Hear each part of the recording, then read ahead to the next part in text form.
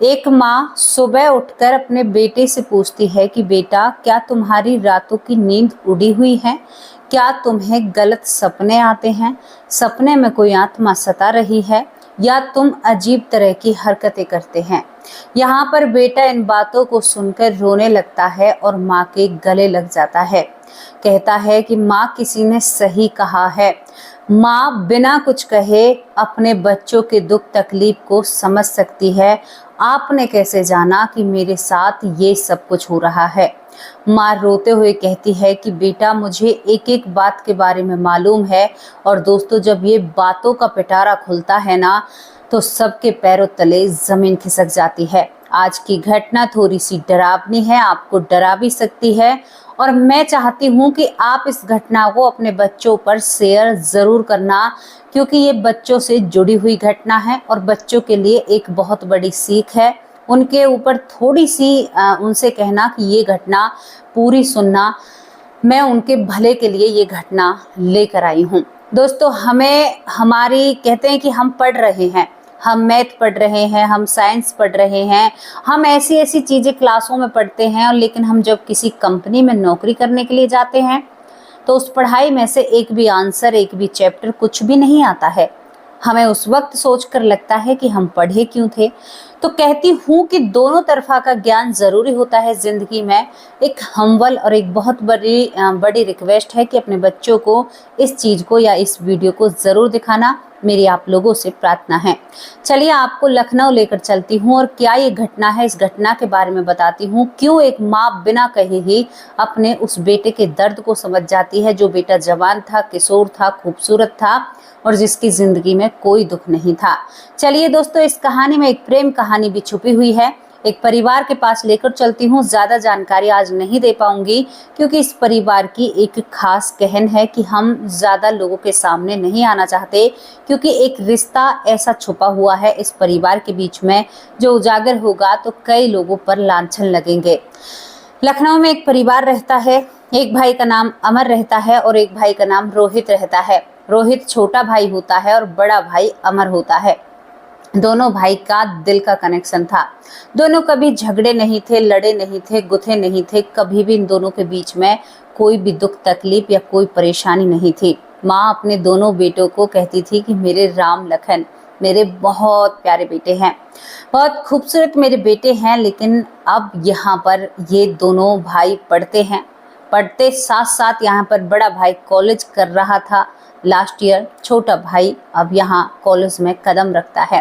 दोस्तों, यहाँ पर जो रोहित होता है वो कॉलेज में जब कदम रखता है, तो कदम रखने के साथ साथ वो अपने यहाँ पर वो थोड़ा सा चुलबुला जाता था। यानी उसके अंदर कहते हैं ना कि कुछ बच्चे खास होते हैं जिनकी एक मुस्कुराहट सामने वाले को मोहित कर लेती है। रोहित के अंदर कुछ ऐसा जादू होता है। दोस्तों, यहाँ पर रोहित जो होता है, रोहित अपनी ज़िंदगी जी रहा था, कॉलेज लाइफ जी रहा था और एक ऐसी चीज़ कर रहा था जो समाज के लिए घातक है, जिसे हम प्रेम कहते हैं। यहाँ पर दूसरी तरफ जो अमर होता है वो अपनी नौकरी से हटकर एक अच्छी खासी जॉब या नौकरी पकड़ लेता है। दूसरी तरफ यहाँ पर रोहित के 2 साल कॉलेज में हो चुके थे। रोहित इस कॉलेज में एक लड़की से प्यार करने लगता है। ये बात घर वालों को पता नहीं होती। एक लड़की से बेइंतहा मोहब्बत करने लगता है और मोहब्बत दिन पर दिन परवान चढ़ रही थी, कम होने का नाम नहीं लेती है। ये प्यार बढ़ता रहता है, लेकिन तभी यहाँ पर रोहित को पता चलता है कि उसकी जो प्रेमिका है उसका रिश्ता फिक्स हो चुका है। रोहित कहता है कि तुम ऐसा कैसे कर सकती हो? मैं पढ़ा लिखा हूँ, पढ़ रहा हूँ, मेरा परिवार सक्षम है, बड़ा भाई भी नौकरी करता है। तो यहाँ पर ये लड़की हवाला देती है कि मेरे माँ बाप तुम्हें स्वीकार नहीं करेंगे, मैं क्या करूँ? तुम चाहो तो मैं तुम्हारे साथ भाग सकती हूँ। रोहित कहता है कि नहीं, मैं अपने माँ बाप का नाम नहीं डुबाना चाहता और तुम्हारे नाम पर मैं कीचड़ नहीं लगाना चाहता, क्योंकि मैं तुमसे बेइंतहा मोहब्बत करता हूँ, प्यार करता हूँ। तुम्हारे ऊपर आरोप मैं कैसे बर्दाश्त कर सकता हूँ? हम कोई और रास्ता ढूंढेंगे। दोस्तों, 4 से 5 दिन हो जाते हैं इन लोगों को सोचते सोचते, लेकिन इन्हें कोई रास्ता नहीं मिलता है। तभी वो प्रेमिका कहती है कि यहाँ पर रोहित, तुम मुझे बिल्कुल भूल ही जाओ, तो ही बेहतर है। मुझे अब तुम याद मत करना, मेरी शादी होकर रहेगी क्योंकि मेरा रिश्ता पक्का हो चुका है। डायमंड की रिंग दी है मेरे जो पियोन से हैं, यानी होने वाले जो मेरे पति हैं। रोहित स्तंभ रह जाता है, टूट जाता है। प्रेमिका स्कूल आना जाना बंद कर देती है। प्रेमिका अब दिखाई देना बंद कर देती है। रोहित टूट चुका था, तन्हा हो जाता है, अकेला हो जाता है। घर वालों को नहीं बताता है कि किसी के साथ मेरी प्रेम कहानी चल रही है, किसी से मैं प्रेम करता हूँ।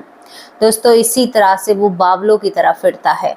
कॉलेज का लास्ट ईयर खराब होने को था क्योंकि पढ़ाई से कोई वास्ता नहीं था। अब तो उसे वो प्रेमिका ही दिखती है।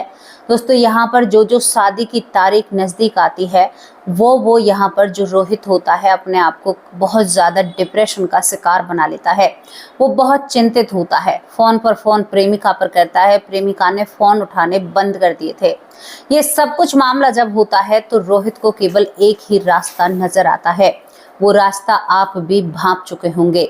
रोहित पहले एक स्टेशन पर जाता है। उससे थोड़ी दूर जाकर ट्रेन आने का इंतजार करता है। तभी उसे अपनी मृत्यु का भय सताने लगता है कि ये मृत्यु तो सही नहीं रहेगी। इस तरह से अगर मैंने किया तो मुझे बहुत तकलीफ होगी। था तो वो एक, कहते हैं कि देखो अभी तो बुद्धि एक बालक के जैसे ही काम करती है। अब यहाँ पर रोहित घर आ जाता है। शादी को 10 दिन बचे थे जब रोहित को पता चलता है कि मैं कुछ नहीं कर सकता। उसने घर भी कुछ नहीं बताया था। माँ बाप सोचते हैं कि बेटा कुछ उदास सा रहने लगा है, लेकिन माँ बाप ने भी ज़्यादा ध्यान नहीं दिया। दोस्तों, इसके बाद रोहित ने अपने ही घर में अपने आप को इस दुनिया से दूर भेज दिया। प्रेमिका की शादी के 10 दिन बाद घर वाले बिल्कुल हैरान हो जाते हैं। घर वाले सोचकर मजबूर हो जाते हैं कि ऐसा कैसे हो सकता है, इतना चुलबुला बेटा ऐसा कदम कैसे उठा सकता है। माँ बावली सी हो जाती है, रो रो कर पागल हो जाती है। रोहित, तुमने ये क्या किया? मेरे 2 राम लखन थे, आज तक तुमने कोई बात नहीं छुपाई। यहाँ पर परिवार वालों के मन में वहम घुस जाता है।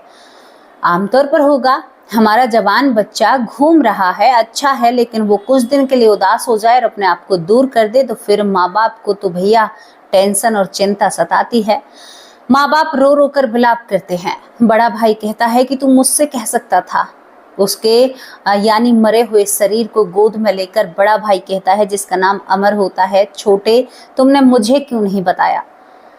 क्या जिंदगी में परेशानी थी जो तुमने ऐसा कदम उठाया? लेकिन छोटे की आंखें नहीं खुलने वाली थी। छोटा इस दुनिया में नहीं था। भारी दुख के साथ यहाँ पर रोहित को विदा किया जाता है, लेकिन घर वालों में खलबली। क्यों हुआ? किसी ने परेशान किया? कोई दुख थी या कोई तकलीफ था? ताज्जुब की बात थी, कॉलेज में भी किसी को नहीं पता था कि इस लड़के का किसी लड़की से प्रेम चक्कर है या ये प्यार करता है। इसके बाद घर वाले अपने तरीके से छानबीन करते हैं, लेकिन कॉलेज से लेकर घर तक इनको कुछ भी मालूम नहीं होता। घर वाले सोचते हैं कि पढ़ाई का ज़्यादा दबाव या कोई ऐसी चीज़ रही होगी। अब बताया तो है नहीं। पुलिस के भी हाथ खाली होते हैं। पुलिस क्या कर सकती है जब कोई सबूत नहीं है, कोई ऐसा बड़ा कारण नहीं है, किसी से लड़ाई हुई नहीं, किसी से झगड़ा नहीं हुआ। आमतौर पर रोहित जो था वो किसी से दोस्ती भी नहीं करता है। वक्त निकलता है, धीरे धीरे वक्त निकलता जाता है। दोस्तों, करीबन रोहित को मरे हुए 5 महीने हो जाते हैं, लेकिन तभी जो बड़ा भाई अमर है वो हमेशा अपनी माँ से उखड़ा उखड़ा रहने लगता है। माँ से ज़्यादा बात नहीं करता है, अपने आप को कमरे में बंद करने लगा था। माँ का एक बेटा जा चुका था तो माँ को चिंता होती है। दरवाज़ा खटखटाती है। बेटा तू उदास और मायूस क्यों रहता है? कुछ नहीं माँ, कोई बात नहीं है। एकदम से रात को चीखना, तो माँ बाप जब दरवाजे खोल कर अंदर जाते हैं तो ये लड़का शांत सोया हुआ होता था। माँ बाप कहते हैं शायद हमारे कानों का भ्रम है। घर में ऐसी चीजें संकेत देने लगती हैं। ये लड़का जो बड़े वाला लड़का था, नौकरी करते करते बहुत परेशान रहता है। बहुत ज़्यादा दिक्कतें इसके साथ होने लगती हैं। इसके कमरे से अजीब आवाज़ों का आना अब रोज का हो गया था। घर वाले भी दुखी और परेशान हो जाते हैं। कई बार घर में हवन कराया था, लेकिन कहीं से भी कुछ भी नहीं हो रहा था। तभी यहाँ पर ये महिला जो यहाँ पर अमर और रोहित की माँ होती है, अपने बिस्तर पर सोई हुई थी। तभी इसके सामने एक परछाई आती है। परछाई आती है और कहती है कि माँ सो रही हो या जग रही हो। यहाँ पर माँ पहचान लेती है। रोहित, रोहित हो ना तुम? वो कहता है कि माँ, आपने मेरी एक आवाज़ से ही पहचान लिया? हाँ बेटा, तुमने ऐसा क्यों किया, क्या बात है? यहाँ पर रोहित कहता है कि माँ, बहुत लेट जगाया है आपको, अब सारी बातें भाई से पूछना, भाई के जरिए मैं आपको बताऊंगा। ताज्जुब की बात होती है, माँ को दिखाई दे जाता है उसका मरा हुआ बेटा उसके पैरों में खड़ा हुआ, खुली आंखों से दिखता है, ऐसा नहीं है सोती हुई को दिखाई देता है। माँ से रहा नहीं जाता। माँ रात के 3:30-4 बजे बड़े बेटे का दरवाजा खटखटाती है, बेटे के पास बैठती है, उसे जगाती है, उसे पानी पिलाती है और कहती है कि बेटा, क्या तुम किसी चीज से डर रहे हो? क्या तुम्हें कोई परेशानी है या जिंदगी में कुछ हलचल चली हुई है? तुम बड़े मायूस और उदास रहते हो। ये लड़का रोने लगता है, कहता है कि माँ, बिना बताए आपको कैसे मालूम? आपको कैसे मालूम? मैं बीते 1-1.5 महीने से बहुत परेशान हूँ। माँ कहती है कि मेरे सामने रोहित आया था, रोहित ने कहा कि माँ, भाई से जाकर बात करो, इसी वजह से मैं यहाँ आई हूँ। बेटा गले लगकर रोने लगता है, कहता है कि माँ, जब ऑफिस से घर आता हूँ तो लगता है कोई पीछे चल रहा है। अब मैं इतना बड़ा इंसान यानी मतलब नौजवान, मैं किसी से कहूँ तो लोग मेरा मजाक उड़ाएंगे। कई बार मैंने अपने दोस्तों से कहने की कोशिश की है तो दोस्त कहते हैं कि अरे तो इतना बड़ा होकर डरता है, तो वो मुझे ड्रिंक करने की सलाह देते हैं। माँ, मैं ये चीज़ें तो नहीं कर सकता, लेकिन पता नहीं मुझे डर और मेरे कमरे में अजीब अजीब आहटें मुझे सुनाई देती हैं। ये बात तो माँ को भी पता थी, क्योंकि माँ ने कई बार बेटे का दरवाज़ा खोलकर देखा था। लगता था कि उसका बेटा किसी से बात कर रहा है, लेकिन जब वो दरवाज़ा खोला करते थे ना, तो वो बड़ा बेटा सोया हुआ होता है। यहाँ पर माँ कहती है कि बेटा, ये मामला समझ में नहीं आ रहा है। छोटे बेटे ने कहा है कि तुमसे पूछूं और तू कह रहा है कि मुझे खुद को ही नहीं मालूम। तभी दोस्तों यहाँ पर एक चीज घटित होती है। क्या चीज घटित होती है कि जो बड़ा भाई होता है, जिसका नाम अमर होता है, अमर के हाथ पीछे की तरफ मुड़ने लगते हैं।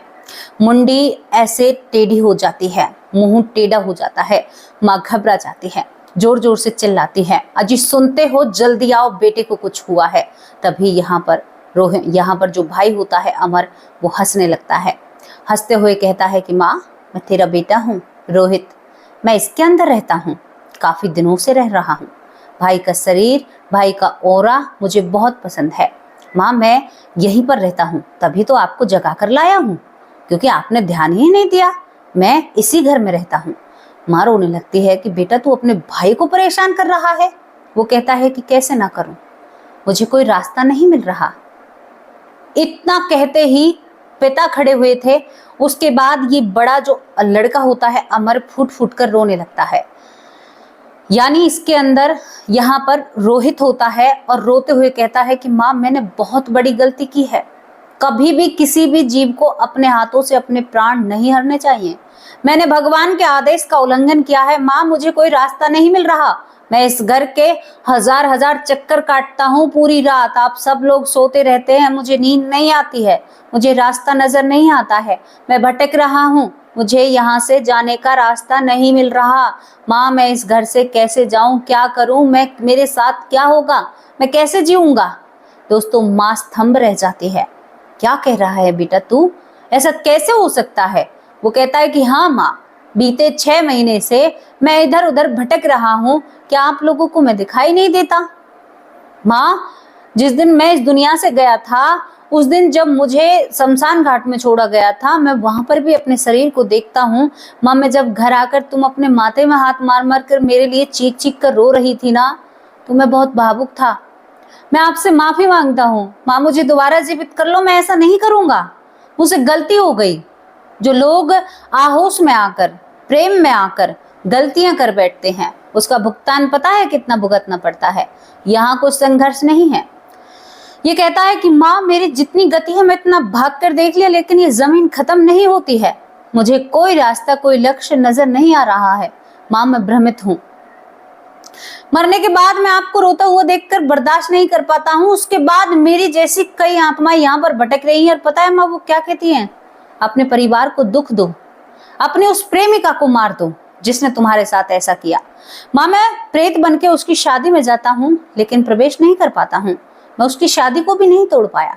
उसके बाद मैंने उसे वहां पर छोड़ दिया। मैंने सोचा, इसमें जान क्यों देनी थी? ये सब कुछ तो जीते जी भी हो सकता था। मैंने क्या गलती कर दी?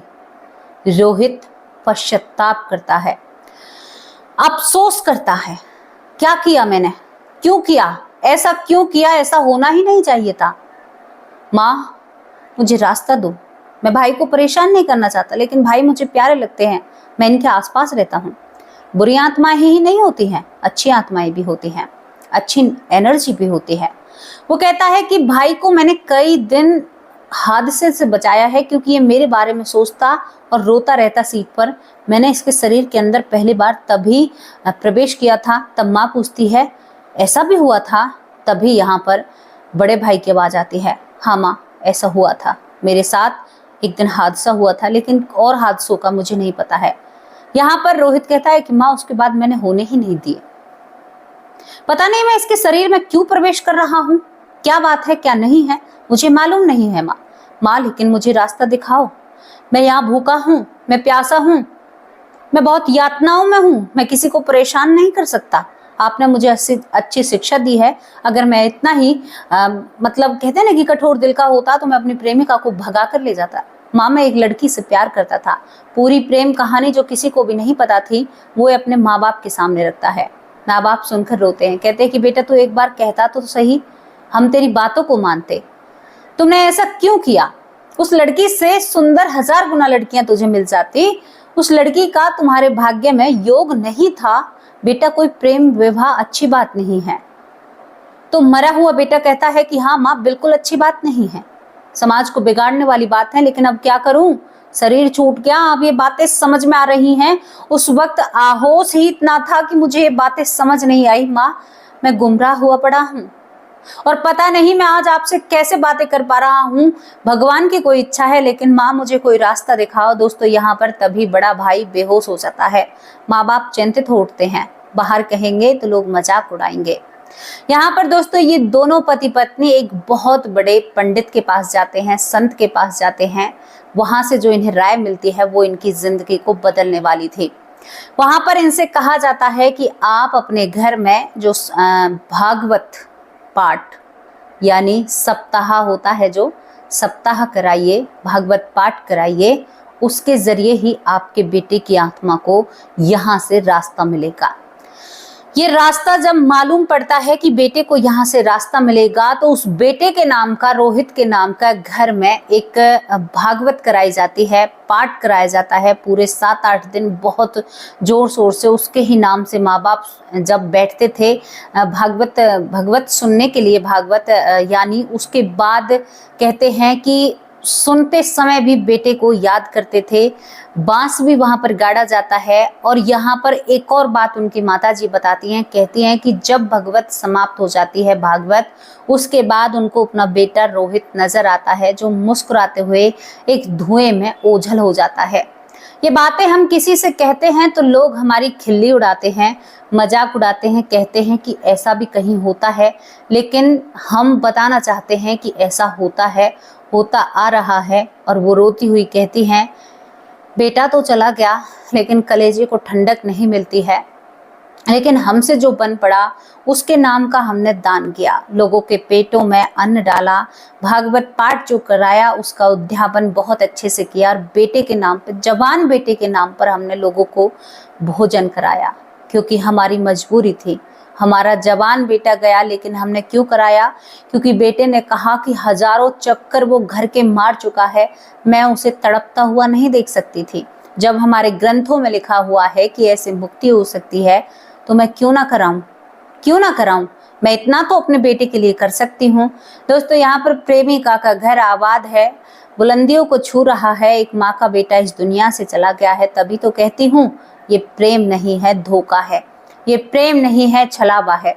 ये माँ बाप इसलिए चुप बैठ जाते हैं क्योंकि उस लड़की की शादी हो चुकी थी और उस लड़की की इस बात में कोई गलती नहीं थी।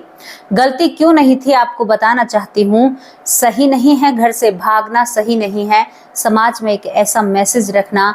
और दोस्तों यहाँ पर लड़के ने जो सही समझा, लेकिन लड़के ने गलत फैसला या गलत कदम उठाया था। इस कदम को हम गलत क्यों कहेंगे? क्योंकि अपने आप को बिना भगवान की मर्जी से दूर करना आपकी जिंदगी बर्बाद कर सकता है। आप सोच कर देखिए, हमें प्राण दिए किसी ने, ऊर्जा किसी और की। हमारे पिता वो हैं, हम बिना अपने पिता की मर्जी से शराब पीने लगते हैं, क्या हमारे पिता हम में पिटाई नहीं लगाएंगे? लगाएंगे ना। हम बिना अपने पिता की मर्जी से गलत संगत करने लग जाएं, क्या हमारे पिता हमें पीटेंगे नहीं? ये तो संगत और शराब का है। अब हम अपने बिना पिता की मर्जी से अपने प्राणों को हर लेंगे, क्या वो पिता हमें दंड के अधिकारी नहीं है? हमें सजा नहीं मिलनी चाहिए? मैं उन लोगों से कहना चाहती हूँ, उन बहनों से कहना चाहती हूँ जो थोड़ी सी लड़ाई में या थोड़ी सी दिक्कत में हार मान जाते हैं। क्या तुम हारने के लिए हो? तुम भगवान के अंश होते हुए भी क्या तुम इतने कमजोर हो जो अपनी देह को त्याग दोगे किसी दूसरे के ऊपर? उसने दिया था तुम्हें ये शरीर, तुम्हारी माँ ने 9 महीने तुम्हें गर्भ में रखा, तुम्हारे पिता ने तुम्हारी इच्छाओं को पूरा किया, और तुमने एक छोटी सी बात के लिए शरीर को ही खत्म कर दिया। होते कौन हो तुम शरीर को खत्म करने वाले? किसने दिया तुम्हें ये हक? क्या किया है तुमने अपने शरीर के लिए? क्या किया है बताइए मुझे जरा। कुछ किया है अपने शरीर के लिए? फिर कैसे तुम बिना किसी की इजाजत दूसरों का है? मेहनत की 9 महीने बोझ से दबी रही तुम्हारी माँ, पेट में उस वजन को ढोती है, उसके बाद भी तुम्हारी परवरिश, तुम्हारे हाथ पैरों की मालिश करना, और उसके सामने तुम निरात्मा के शरीर के लेकर पड़ जाते हो, जिस शरीर में प्राण ही नहीं है। उस माँ के कलेजे से क्या बीतती होगी? भगवान के पास तो पीछे जाओगे, पहले यहाँ अपने रिश्तों से निपट लो। कोई अधिकार नहीं है तुम्हें बिल्कुल भी। बहनों से कहना है, शादी हो जाती है, घर में 4 बातें हो जाती हैं, होती हैं, मार तो नहीं देंगी 4 बातें। हमारी शादी हुई थी, हम जॉइंट फैमिली में रहे थे, 32 लोगों का खाना हमने अकेले बनाया है। मैं बहुत बड़े परिवार से कहती हूँ कि एक रिश्ता है मेरे बड़े परिवार से। हमने सास तक की मार खाई है, क्या हम में कुछ घटा है या हम कुछ बिगड़े हुए आपको नजर आ रहे हैं? हमारी माँ हम में 4 चांटे लगा देती है तो हमें उस बात का बुरा नहीं लगता, और सास हमसे कुछ वर्ड भी बोल देती है तो वो बातें हमें चुभ जाती हैं। क्यों?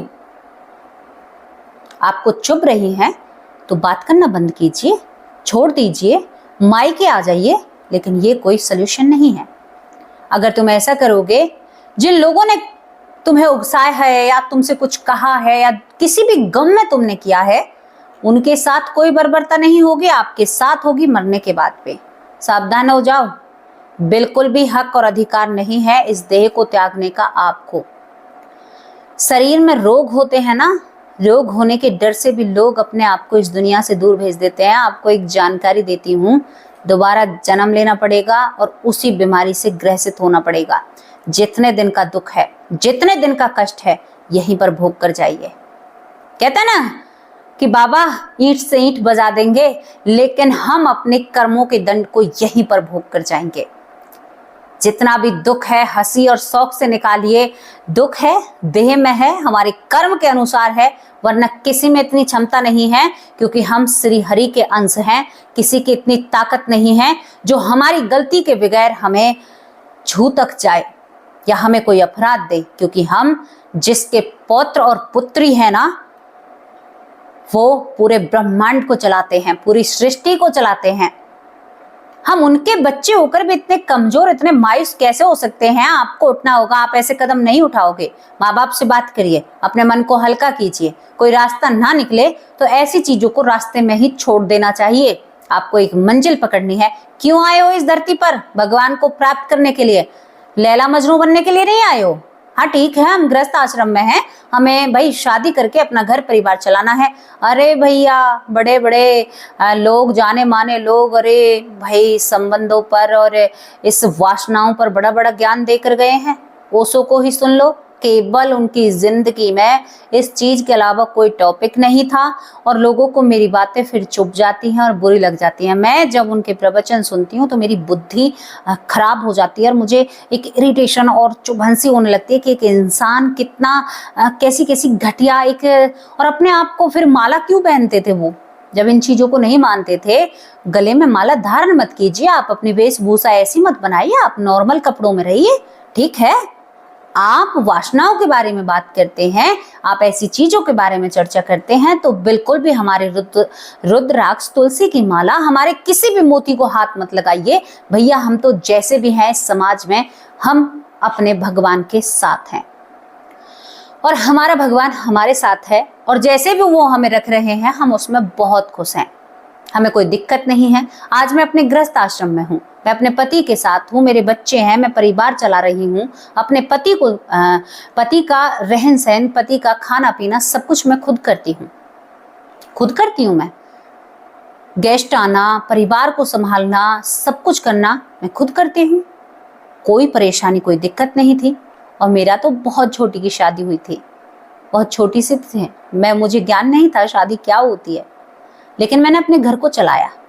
मेरी जिम्मेदारी है, भगवान ने मेरे कंधों पर ये जो जिम्मेदारी डाली है ये मुझे पूरी करनी होगी। ये छोटी सी बात अगर मेरी बहनों के, मेरी बेटियों के कानों में समझ में आ जाए ना, हर घर जन्नत लगने लगेगा, हर घर स्वर्ग जैसा बनने लगेगा, हर घर में भगवान विराजमान होंगे। और मेरे भाइयों के भी समझ में, कहीं सुनते हैं, ज्यादातर सुनते हैं कि दहेज के लिए ये किया, दहेज के लिए वो किया। मेरा इतना बड़ा परिवार है, मेरे कभी भी किसी परिवार ने, किसी ने भी दहेज की मांग नहीं की, तो मुझे यकीन नहीं आता कि लोग दहेज मांगते हैं। होगा जो जमाना होगा, लेकिन आज मैंने नहीं देखा। जबरदस्ती हमारे जेब से कोई पैसा नहीं निकलवा सकता। अगर कोई मांग कर रहा है दहेज की, हमारे परिवार में एक रूल है, हमारे पूरे कुल में यानी हमारी पूरी गृहस्थी में, हम जो अपनी मर्जी से देते हैं वो ठीक है भैया। अगर आपने एक भी चीज मांगी, चाहे शादी वाले दिन की बात हो, हम वो रिश्ता वहीं खत्म कर देते हैं, उस रिश्ते को हम आगे नहीं बढ़ाते। क्योंकि जिस इंसान ने अपने मुंह से मांग लिया वो इंसान बिल्कुल भी अच्छा नहीं है। और ये बात आप लिख कर रख लीजिए, यही आपको करना होगा। अगर आपसे कोई सामने से कह रहा है कि हम इतने हैं तो हमें इतना तो चाहिए, भैया उस रिश्ते को खत्म कर दीजिए। इससे बढ़िया आप अपनी बेटी को एक गरीब घर में देकर आइए, वो वहां पर ज्यादा सुखी रहेगी इस दहेज देने और लेने से। तो सही बताती हूँ। हाँ, अपनी मर्जी से हम अपने बच्चे को अपने घर में भी कपड़े पहनाते हैं, तो हमारी बेटी ब्याह कर दूसरे घर जाएगी तो वहां भी तो उसके लिए हमें कपड़े चाहिए, सारी चीजें। हमारे भी तो मन है, मेरी बेटी मेरे घर को छोड़कर जा रही है तो मैं अपनी बेटी को पूरी सजाकर साज श्रृंगार में भेजूं। एक माँ का फर्ज होता है, जितना उसका दिल करे, जैसे उसका मन करे। यानी कि हमारी जितनी हमारे बेटों का सब कुछ होता है, ये पूरा घर, प्रॉपर्टी, क्योंकि हमारा देश पुरुष प्रधान है, तो हमारे देश में जो धन दौलत प्रॉपर्टी सब कुछ बेटों की होती है। तो क्या हम अपनी बेटियों को इस तरह से भी नहीं सजा सकते? तो मैं आपसे रिक्वेस्ट करना चाहती हूँ, अगर आपसे कोई दहेज मांगे तो उस रिश्ते को आगे मत बढ़ाना। अगर शादी से पहले कोई कहे कि भाई हमारा तो बेटा सरकारी नौकरी है, तो भैया तुम अपना बेटा बेच रहे होगे, लेकिन हमारा खरीदने का मूड नहीं है। आपका बेटा कितना भी बड़ा बैरिस्टर हो, लेकिन हमारा खरीदने का मूड नहीं है। अरे अपने मोल भाव देखो, तुम अपना, जहां तुम्हें भाजी तरकारी बिकती है वहां पर अपने बेटे का मोल लगाओ। यहाँ पर आपके बेटे का कोई मोल नहीं है। हम यहाँ पर संस्कार देखते हैं, संस्कृति देखते हैं, भारत देश के संस्कार देखते हैं। भैया हमें नहीं चाहिए तुम्हारा नपा तुला सरकारी नौकरी वाला, एक तराजू में बैठा हुआ तुम्हारा बेटा और दूसरे तराजू में बैठी हुई हमारी संपत्ति। हमें नहीं चाहिए हमारा धन दौलत, हमारा पैसा। हम एक सरकारी नौकर के पीछे खर्च नहीं कर सकते। शर्म आनी चाहिए उन लोगों को जो ऐसे दहेज मांगते हैं। भाई सरकारी लगा हुआ है, गाड़ी तो चाहिए ही चाहिए। अरे भैया तुम्हारा बेटा इतना कमा रहा है, दूसरे के पैसों से क्या पेट भरेगा? कितने दिन खा लोगे, कितने दिन खा लोगे? सभ्य इंसान बनो। बहुत देखा है, बड़ी बड़ी शादियों में बड़े बड़े पैसे खर्च होते हैं। अब हम बारों को तो भैया, जैसे हम जैसे लोग हैं, हमें डर लगता है कि हम अपनी बेटियों की शादी कैसे करेंगे, क्योंकि सोसाइटी में तो भैया अब लाखों से बात नहीं होती, करोड़ों से बात होती है। तो एक गरीब इंसान डर कर रह जाता है इन सारी चीजों को देखकर। आप अपनी सोन शौकत, चाहे घर में कुछ भी हो जाए भैया, जमीन बेचाए, लेकिन दहेज सबसे ज्यादा मैं ही दूंगा। तो भैया ये बढ़ावा, ये सारी चीजें हम देते हैं। हम कहाँ थे और कहाँ से कहाँ आ गए? कैसी लगी आप लोगों को ये स्टोरी? आप अपनी राय कमेंट बॉक्स में जरूर रखना। आज कुछ ज्यादा बोल दिया है, किसी को बुरा लगे तो माफ करना, मुझे माफी चाहती हूँ आप लोगों से। यहाँ पर अपने बेटे को उन लोगों ने इस दुनिया से विदा किया और एक ऐसा आप लोगों के सामने सवाल रखा है कि अगर आपको कोई ऐसी दिक्कत हो रही है तो आप भागवत करा सकते हैं। विदा लेती हूँ। नमस्कार, जय हिंद, जय भारत।